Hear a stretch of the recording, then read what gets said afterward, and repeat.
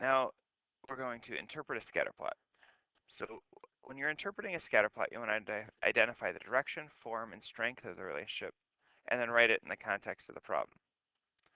For instance, right here, uh, if we're talking about direction, it can either be positive or negative.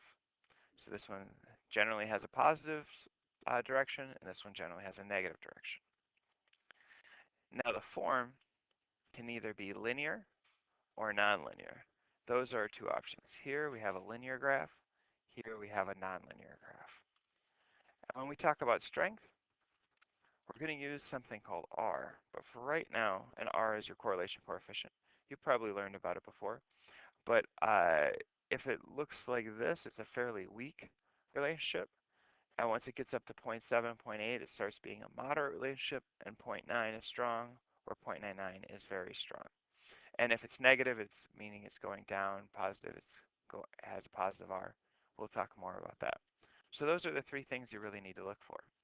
Also, it's good to point out outliers.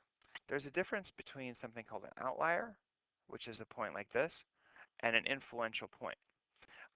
This is an outlier and an influential point, where this is just an outlier. An influential point changes the direction and uh, and correlation of the graph. This point is an outlier, but if I drew a line through this, it would be fairly consistent with the rest of the data. This point would be an influential point because now I would think that the graph might even go down or maybe curve.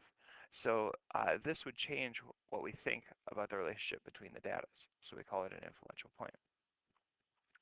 All right, now, if I wanted to interpret this scatter plot, I would say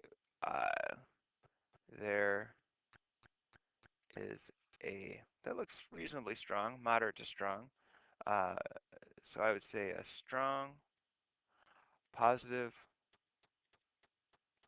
linear relationship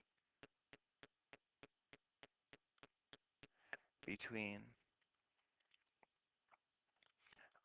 number of beers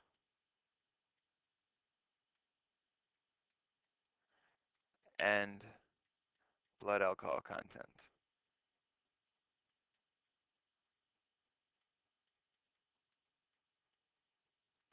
And that makes a lot of sense.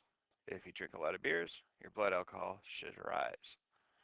Now I want you to make this, or to interpret the scatter plot that you just made.